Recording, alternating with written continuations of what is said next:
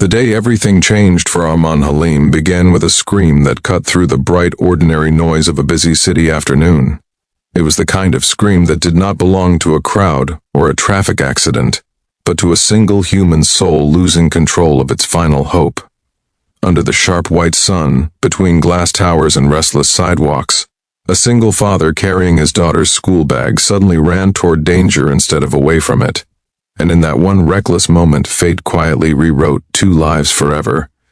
If you believe that kindness still matters in a world that keeps testing us, please take a second right now to like this video, comment, share it with someone who needs hope, and subscribe to the channel Whisper Tales 3 if you believe in kindness and second chances.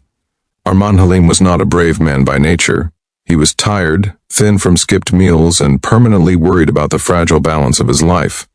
Every day was a race against unpaid electricity bills, delayed school fees, and the silent fear that his little daughter Zimal might one day realize how close they lived to losing everything.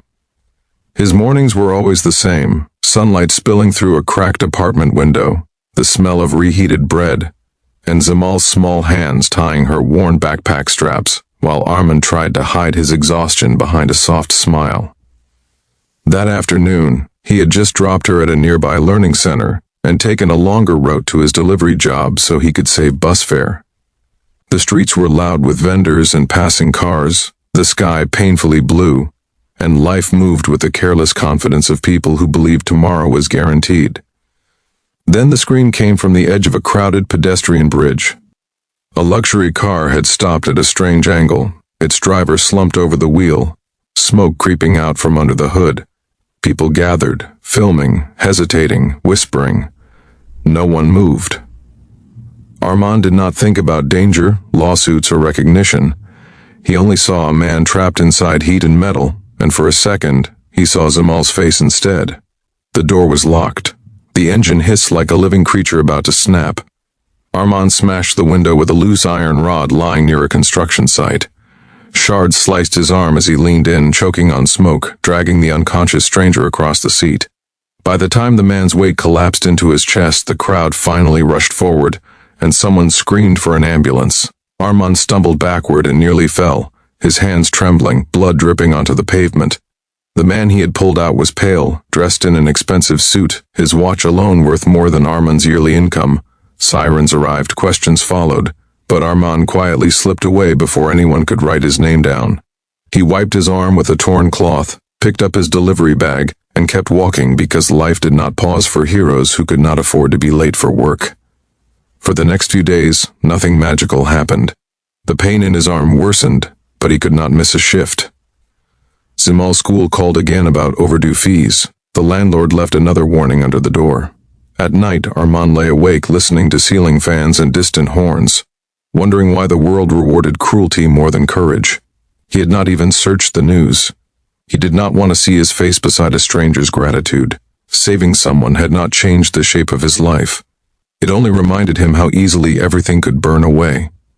Day after day, sunlight rose and fell on the same cracked streets, and Arman returned to carrying packages through traffic, holding his breath each time his injured arm protested under weight. Zimal noticed the bandage, but he smiled and said it was nothing. He could not allow her to see how close he was to breaking. What Arman did not know was that the man he pulled from the car was Saqib Raza, a business magnate whose name controlled entire industries and whose health crisis had quietly shaken boardrooms across the country. Doctors later said that another minute inside that vehicle would have ended his life. Security teams searched hospital cameras, nearby footage, and witness phones. The man who saved him was nowhere. Days turned into weeks, and still no face matched the stranger who vanished into the afternoon. Saqib Raza, waking in a private hospital room flooded with daylight and silent concern, became obsessed with the idea that the person who saved his life had received nothing in return. He did not want publicity. He wanted the truth. He wanted to look into the eyes of the man who chose him over his own safety. 2 months later, under the same harsh daylight that once witnessed smoke and chaos, Arman was standing in line at a utility office, calculating which bill he could delay without destroying everything. His arm had healed poorly. The scar remained, jagged and stubborn. His phone buzzed with a message from Zimal's center reminding him of a final payment deadline. He felt the familiar pressure in his chest, the quiet panic that lived there now. Then a black vehicle stopped at the curb behind him. The crowd barely noticed. A few suited men stepped out and scanned the area. Armand thought nothing of it until one of them gently asked for his name. Confused and defensive, he hesitated, but something in the man's calm voice made him answer. Inside a nearby building, washed in afternoon sunlight and reflective marble, Armand came face to face with Sakibraza. The man was thinner now, weaker than his public image suggested, but his eyes carried something Armand had never seen in powerful people before. Gratitude, stripped of pride. There were no dramatic speeches, no cameras, no staged applause. There was only a quiet acknowledgement that a life had been returned by a stranger who expected nothing back. Saqib listened as Armand explained, slowly and carefully, how he was raising Zemal alone after illness had taken her mother, how work barely covered food, how every day felt like standing at the edge of a silent collapse. He did not beg. He did not ask. He spoke because he was asked. The help that followed was not loud. It was precise, deliberate, and respectful.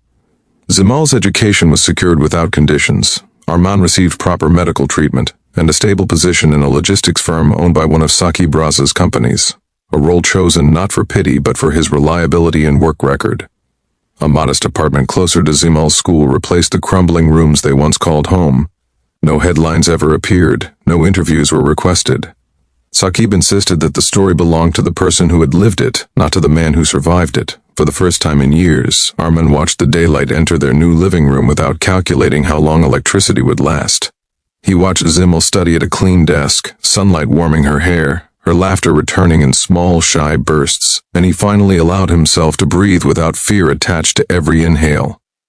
Before this story ends, please take a moment to write in the comments what kindness means to you, because your words might be the hope someone else is searching for today.